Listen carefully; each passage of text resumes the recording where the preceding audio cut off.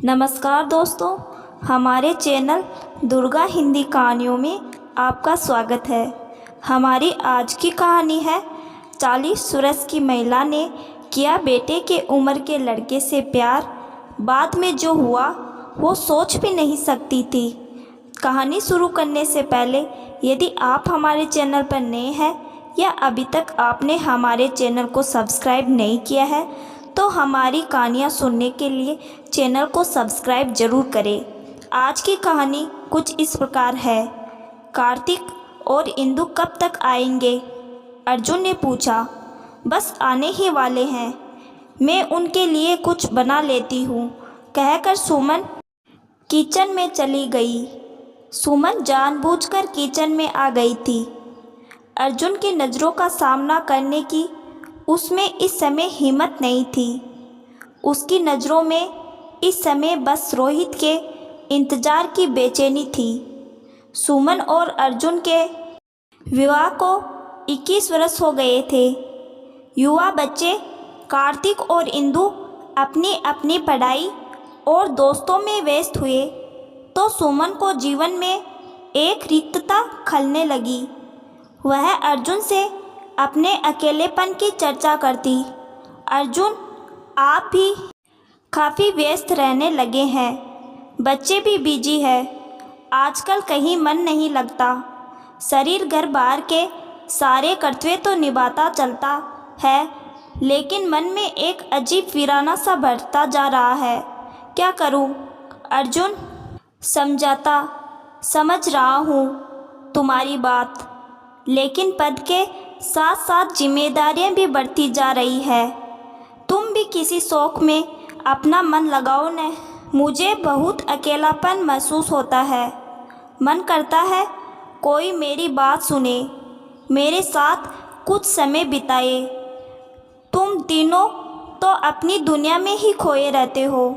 सुमन उदास होकर बोली तो अर्जुन ने कहा, सुमन, इसमें अकेलापन की क्या बात है? यह तो तुम्हारे हाथ में है। तुम अपनी सोच को जैसे मर्जी जिधर ले जाओ। अकेलापन देखो तो कहाँ नहीं है। आजकल फ़र्क बस इतना ही है कि कोई बूढ़ा होकर अकेला हो जाता है, कोई थोड़ा पहले। इस सच्चाई को मन से स्वीकारो तो कोई तकलीफ़ नहीं होती। और हाँ, तुम्हें तो पढ़ने लिखने का इतना शौक़ था न। तुम तो कॉलेज में लिखती भी थी। अब समय मिलता है तो कुछ लिखना शुरू करो।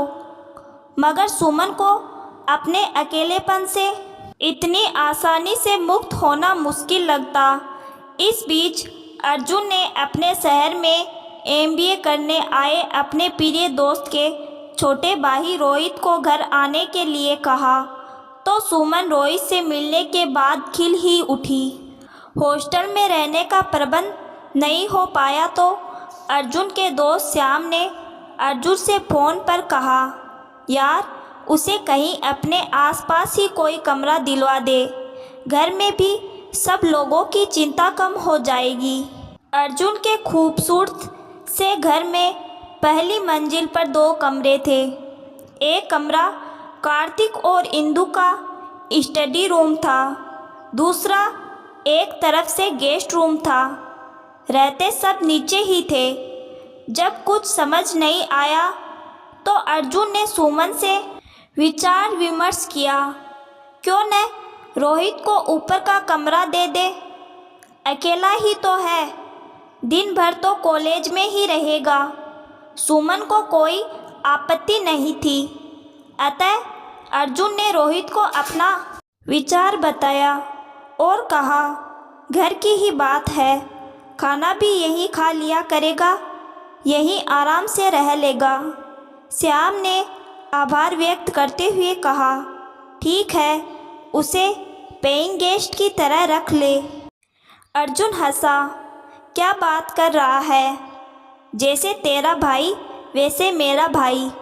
रोहित अपना बैग ले आया। अपने हंसमुख स्वभाव से जल्दी सबसे हिलमिल गया। सुमन को अपनी बातों से इतना हंसाता कि सुमन तो जैसे फिर से जी उठी। नियमित व्यायाम और संतुलित खानपान के कारण सुमन संतुलित देहयष्टि की स्वामिनी थी। रोहित उससे कहता, कौन कहेगा आप कार्तिक और इंदु की माँ है, बड़ी बहन लगती है उनकी। रोहित सुमन के बनाए खाने की, उसके स्वभाव की, उसकी सुंदरता की दिल खोलकर तारीफ करता और सुमन अपनी उम्र के 40वें साल में एक नवयुवक से अपनी प्रशंसा सुनकर जैसे नए उत्साह से भर गई। कई दिनों से अर्जुन अपने पद की बढ़ती जिम्मेदारियों में व्यस्त होता चला गया था।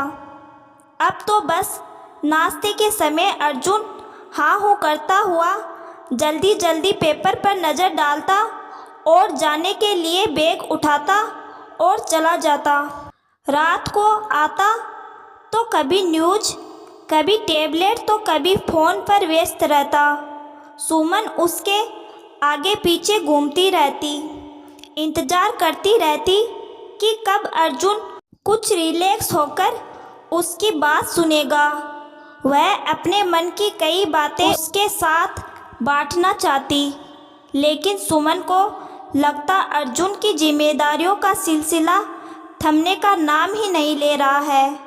उसे लगता एक चतुर अधिकारी के मुखौटे के पीछे उसका प्रियतम कहीं छुप सा गया है। बच्चों का अपना रूटीन था। वे घर में होते तो भी अपने मोबाइल पर या टीवी में लगे रहते या फिर पढ़ाई में। वह बच्चों से बात करना भी चाहती तो अक्सर दोनों बच्चों का ध्यान अपने फ़ोन पर रहता। सुमन अपेक्षित सी उठ कर अपने काम में लग जाती और अब अकेले में वह रोहित के संदर्भ में सोचने लगी। लेकिन कौन कब बिना कारण, बिना चेतावनी दिए इंसान के भीतर जगह पा जाता है, इसका आभास उस घटना के बाद ही होता है। सुमन के साथ भी ऐसा ही हुआ। रोहित आया तो दिन ब दिन अर्जुन और बच्चों की बढ़ती व्यस्तता से मन के एक खाली कोने के भरे जाने की सी अनुभूति होने लगी। अर्जुन टूर पर रहता तो रोहित कॉलेज से आते ही कहता, भैया गए हुए हैं, आप बोर हो रही होगी, आप चाहे तो बाहर घूमने चल सकते हैं, कार्तिक और इंदु को भी ले चलिए। सुमन कहती, वे तो कोचिंग क्लास में है, देर से आएंगे, चलो हम दोनों ही चलते हैं, मैं गाड़ी निकालती हूँ। दोनों जाते, घूम फिर कर खाना खाकर ही आते।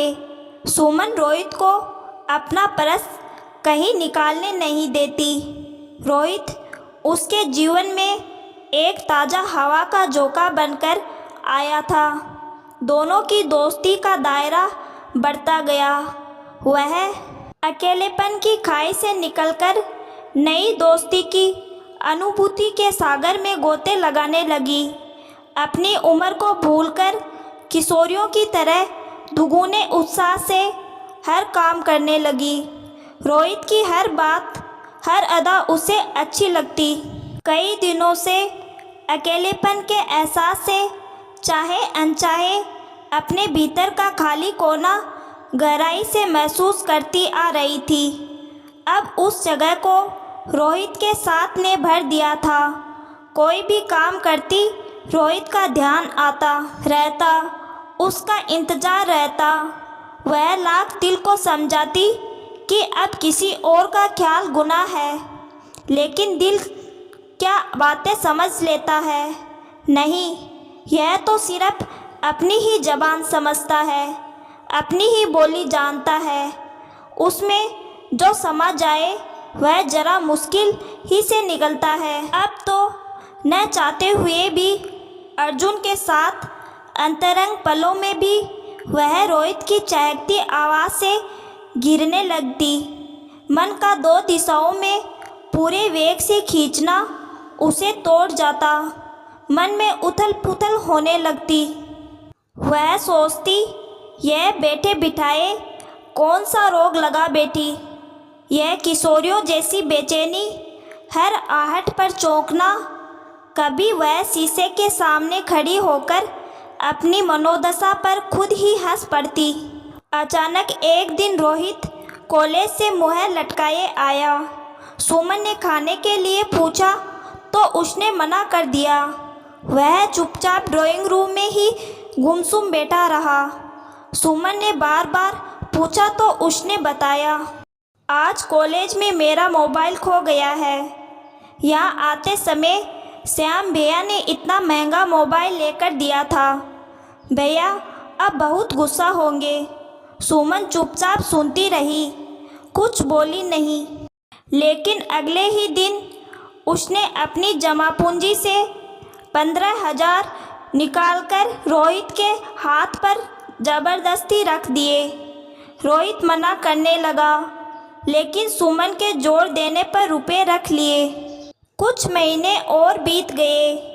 अर्जुन भी फुर्सत मिलते ही रोहित के हालचाल पूछता। वैसे उसके पास समय ही नहीं रहता था। सुमन पर गृह गृहस्थी पूरी तरह से सौंप कर अपने काम में लगा रहता था। सुमन मन ही मन पूरी तरह रोहित की दोस्ती के रंग में डूबी हुई थी। पहले उसे अर्जुन में एक दोस्त नज़र आता था, अब उसे अर्जुन में एक दोस्त की झलक भी नहीं दिखती। यह क्या उसी की गलती थी? अर्जुन को अब उसकी कोमल भावनाएं छूकर भी नहीं जाती थी। रोहित में उसे एक दोस्त नज़र आता है। वह उसकी बातों में रुचि लेता है, उसके शौक ध्यान में रखता है, उसकी पसंद नापसंद पर चर्चा करता है। उसे बस एक दोस्त की ही तो तलाश थी। वह उसे रोहित के रूप में मिल गया है। उसे और कुछ नहीं चाहिए। एक दिन अर्जुन टूर पर था। कार्तिक और इंदु किसी बर्थडे पार्टी में गए थे। अंधेरा हो चला था। रोहित भी अभी तक नहीं आया था। सुमन लॉन में टहल रही थी। रोहित आया, नीचे सिर किए हुए मुँह लटकाए ऊपर अपने कमरे में चला गया। सुमन को देखकर भी रुका नहीं तो सुमन को उसकी फिक्र हुई। वह उसके पीछे पीछे ऊपर गई। जब से रोहित आया था वह कभी उसके रूम में नहीं जाती थी। मेड ही सुबह सफाई कर जाती थी। उसने जाकर देखा रोहित आंखें पर हाथ रखकर लेटा है। सुमन ने पूछा, क्या हो गया? तबीयत तो ठीक है। रोहित उठकर बैठ गया, फिर धीमे स्वर में बोला, मैं ठीक हूँ। तो रोनी सूरत क्यों बनाई हुई है? भैया ने बाइक के पैसे भेजे थे। मेरे कुलदीप दोस्त की बहन की शादी है। उसे ज़रूरत पड़ी तो मैंने उसे सारे रुपए दे दिए। अब भैया बाइक के बारे में पूछेंगे तो क्या कहूँगा? कुछ समझ नहीं आ रहा है। वही कुलदीप याद है न आपको? यहाँ एक बार आया था और मैंने उसे आपसे भी मिलवाया था। हाँ हाँ, याद आया। सुमन को वह लड़का याद आ गया जो उसे पहली नज़र में ही कुछ जचा नहीं था। बोली, अब क्या करोगे? क्या कर सकता हूँ? भैया को तो यही लगेगा कि मैं यहाँ आवारागर्दी कर रहा हूँ। वे तो यही कहेंगे कि सब छोड़कर वापस आ जाओ, यहीं पढ़ो। रोहित के जाने का ख्याल ही सुमन को सिहरा गया। फिर वही अकेलापन होगा, वही बोरियत। अतः बोली, मैं तुम्हें रुपए दे दूंगी। अरे नहीं नहीं, यह कोई छोटी रकम नहीं है। कोई बात नहीं, मेरे पास बच्चों की कोचिंग की फीस रखी है, मैं तुम्हें दे दूंगी। लेकिन मैं ये रुपए आपको जल्दी लौटा दूंगा। रोहित एहसानमंद होकर बोला, हाँ हाँ ठीक है, मुझसे कल रुपए ले लेना। अब नीचे आकर खाना खा लो। सुमन नीचे आ गई, अपनी अलमारी खोली। सामने ही रुपए रखे थे। सोचा अभी रोहित को दे देती हूँ, उसे ज़्यादा ज़रूरत है इस समय। बेचारा कितना दुखी हो रहा है। अभी जाकर पकड़ा देती हूँ, खुश हो जाएगा। वह रुपये लेकर वापस ऊपर गई। रोहित के कमरे में दरवाजे के बाहर ही उसके कदम ठिठक गए। वह फ़ोन पर किसी से धीरे धीरे बात कर रहा था। न चाहते हुए भी सुमन ने कान उसकी आवाज़ की तरफ लगा दिए। वह कह रहा था, यार कुलदीप, मोबाइल और बाइक का इंतज़ाम तो हो गया है। सोच रहा हूँ अब क्या मांगूंगा। अमीर औरतों से दोस्ती करने का यही तो फ़ायदा है। उसे अपनी बोरियत दूर करने के लिए कोई तो चाहिए, और मेरे जैसे लड़कों को अपना शौक़ पूरा करने के लिए कोई चाहिए। मुझे तो यह भी लगता है कि थोड़ी सब्र से काम लूँगा तो वह मेरे साथ सो भी जाएगी। बेवकूफ़ तो है ही, सब कुछ होते हुए भी भटकती घूमती है। मुझे क्या, मेरा तो फ़ायदा ही है उसकी बेवकूफ़ी में। सुमन भारी कदमों से नीचे आकर कटे पेड़ सी बेड पर पड़ गई। लगा कभी कभी इंसान को परखने में मात खा जाती है नज़रें। ऐसे जैसे कोई पार की जोरी कांच को हीरा समझ बैठे। तीखी कचोट के साथ उसे स्वयं पर शर्म आई। इतने दिनों से वह रोहित जैसे चालाक इंसान के लिए बेचैन रहती थी। सही कह रहा था रोहित, वही बेवकूफ़ी कर रही थी। अकेलेपन के एहसास से उसके कदम जिस राह पर बढ़ चले थे, अगर कभी अर्जुन और बच्चों को उसके मन की ताह मिल जाती तो क्या इज्जत रह जाती उसकी उनकी नज़रों में। इस बात का ध्यान आते ही सुमन को कुछ शांति सी मिली। उसने कुदरत को धन्यवाद दिया। उम्र के इस मोड़ पर अभी इतनी देरी नहीं हुई थी कि वह स्थिति को संभाल न सके। वह रोहित के पास जाकर बोली, मुझे तुम्हारी सच्चाई का पता चल गया है। मैंने तुम्हें फ़ोन पर बातें करते सुन लिया है। मैं इतनी बेवकूफ़ नहीं हूँ कि अपने पति की कमाई दूसरे की भावनाओं से खेलने वाले लड़के पर लुटा दूँ। रोहित ने सुमन को ब्लैकमेल करते हुए कहा, तुमने मुझे पैसे नहीं दिए तो मैं तुम्हारे पति को बता दूंगा कि तुम मेरे प्यार में पागल हो। यह सुनकर सुमन वहाँ से चली गई और अर्जुन के पास जाकर सो गई। पूरी रात उसे नींद नहीं आई। वह करवटें बदलती रही। आखिर में उसने सोचा, किसी जुर्म को छुपाने से ऐसे लड़कों को और ज़्यादा हिम्मत मिलती है, क्योंकि उसने क्राइम पेट्रोल में देखा था। इसलिए उसने अर्जुन को सब कुछ बता दिया। अर्जुन ने दूसरे दिन ही अपने दोस्त श्याम को फ़ोन कर उसके भाई की करतूत बता दी और रोहित से मोबाइल के पैसे लेकर उसे घर से निकाल दिया।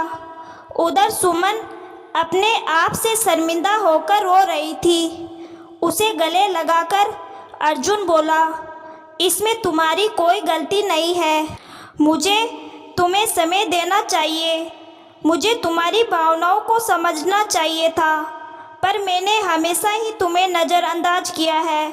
पर अब मैं तुम्हारा ख्याल रखूँगा और तुम्हें कभी दुखी नहीं होने दूँगा। यह कहकर उसने सुमन को गले लगा लिया और दोनों खुशी से अपने बच्चों के साथ रहने लगे।